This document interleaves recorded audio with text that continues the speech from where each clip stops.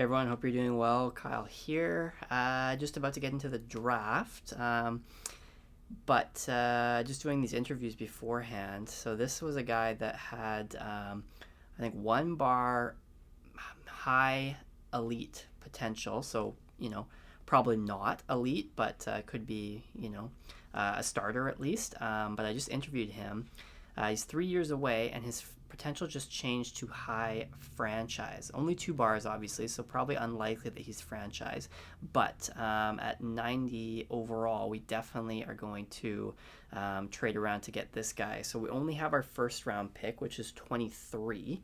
And there's not really any guys in that range who I'm that interested in. Like this guy, he'll go before, and then everyone else is way lower. We did have a couple other guys that were guaranteed, like 4 bar top 6 potential.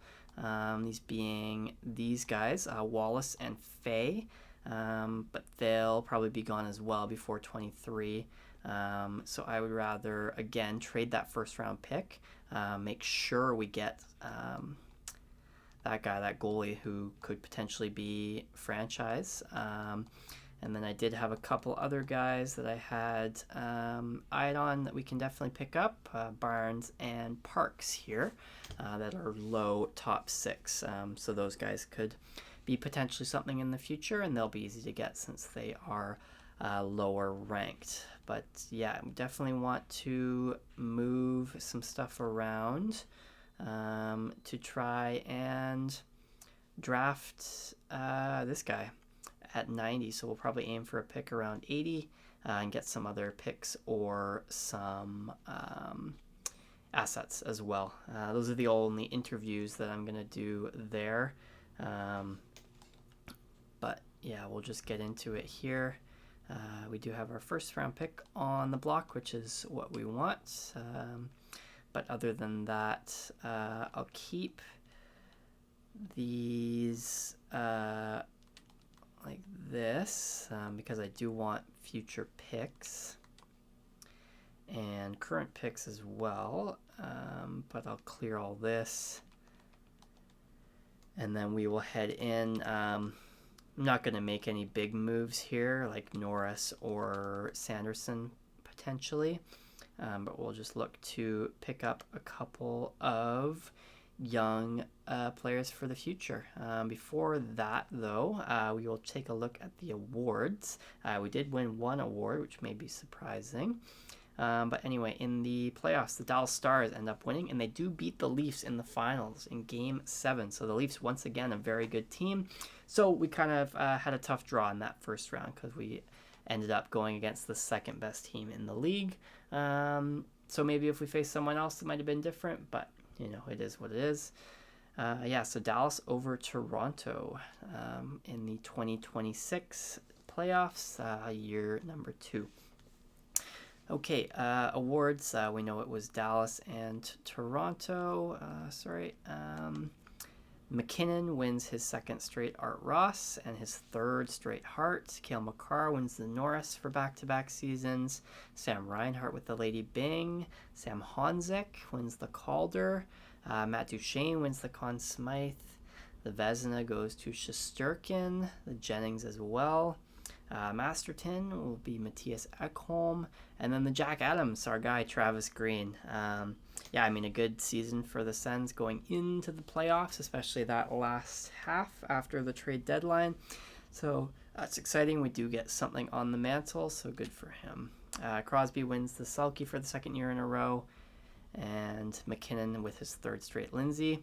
And McKinnon does win the Maurice Richard as well. So there is that. And yeah, let's head into the draft here, and fingers crossed that our guy there is actually a franchise player. So let's just see where we're at. Any improvements from anyone? Big actually. So like I said, Stu was a 91 going into the playoffs, but that's great that he's there. Brady went up to a 91, and Chabot went up to a 90. He had a great season, so that is fantastic. He is now a top 2 defenseman. So bad news for Sanderson in the future, potentially. But he also went up a little bit to an 87. Another guy who went up big, Shane Pinto. So he will definitely be moving to the second line there. And then Batherson went up a tiny bit. Norris stayed the same. Riley Smith actually had a couple points of growth. He was at 83 when we signed him, so that's nice. Definitely want to re-sign him because he had a great season. Greg stayed in an 84. Yanni Gore went up a little bit to an 84 as well. And David Perron is a UFA, so we could potentially re-sign him to play on the third line, but depends on how much he wants. Everyone else, not too much growth. How about our young guys? Not really. Yak was in 76 beforehand as well, and Dumais still a 74, so that is okay. But yeah, exciting about Chabot, definitely. But yeah, we'll see what happens with Sanderson and Josh Norris as well. Still keeping an eye on him as a potential piece to move. So yeah, let us get a pick for our guy here. Obviously, we're not going to get either of these, but yeah, high franchise, 2 bars, 90. So yeah, let's go for around 80. So that'd be third round, around pick 16. See if anybody wants to trade that. Preferably a Western team, just in case. Okay, let's see. Nashville here. That'd be 84. That definitely cuts it a little close. I definitely want to get this guy. So let's go early third round, honestly. Here, let's go to the Ducks here at, what's that, 74? Yeah, might be a bit of a reach, obviously, if he's not franchise, but he should still be pretty good. I think bare minimum starter potential. So let's do this and make sure that we get him. So we're gonna trade our first round pick there and try to get some value back. See if they have anyone that we could potentially get. They do have a lot of some good young prospects here. So they are looking pretty nice for the future. These guys are too much value.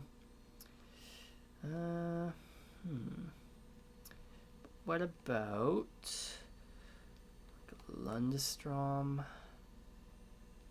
26. He's pretty good. Or this guy, Gocher.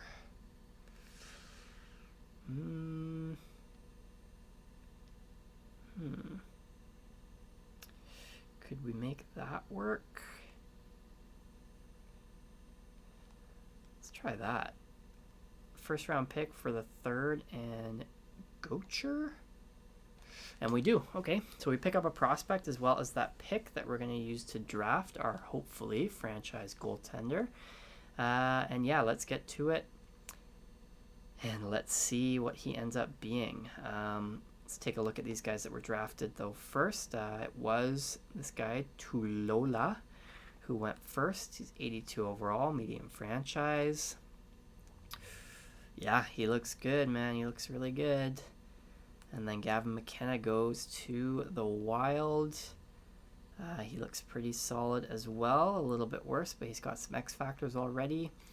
And then these guys, NHL ready, medium elite. Medium elite, medium elite. Yeah, a lot of medium elite guys here. They're probably a year or two away.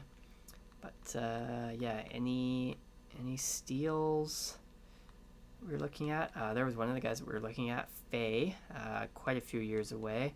And then I think Wallace was the other. Yeah, so not crazy high prospects. I'm not too mad about missing out on those guys, especially if we do get what we're hoping for here with this goaltender. And yeah, it doesn't look like anyone else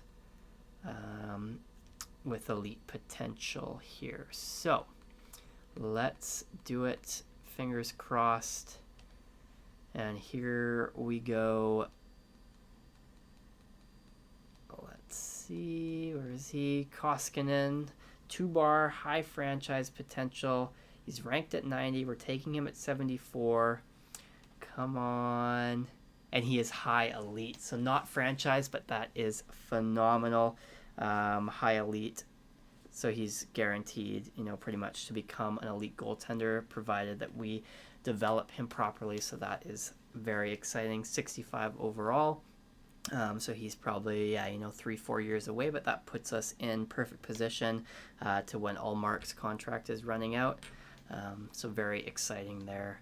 High elite goaltender drafted in the 3rd round, and yeah, that is a great draft. So the other guys we had eyes on here, I think they might have gone already, but they weren't really anyone too special. So we have Barnes at 101 and Parks at 220, and everyone else was just a guess.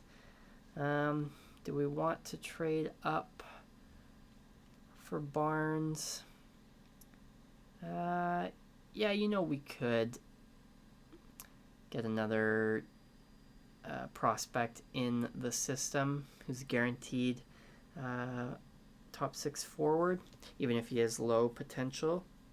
But I've seen guys with I had a guy who was low top 6 or low top 9 actually grow into an 88 overall in a previous franchise. So definitely possible to get good growth even out of low potential. So let's go mid 4th round. Actually, it would need to be earlier. Early 4th round. Let's just go to the Kraken here at 97, and we'll trade a couple of these lower picks. Maybe these 2 6th. See if they want that. Yeah, okay. I mean, whatever, a bit of a better deal for them overall value-wise, but 2 6th is whatever. And hopefully this guy didn't get scooped up. I'm hoping he's right at the top here. Yes, he is. Wilson Barnes. There we go. Low top 6. Awesome. And then we have this one, and then that last 7th round, which we'll use to grab Parks. But for here, let's just see if there's anyone with any potential. These guys are all guesses, but we can take a look at anyone who looks good here in this 1-bar medium elite. See if there's anyone with some good stats in that regard. This guy looks okay. Stahlberg. Oh, he's a low elite.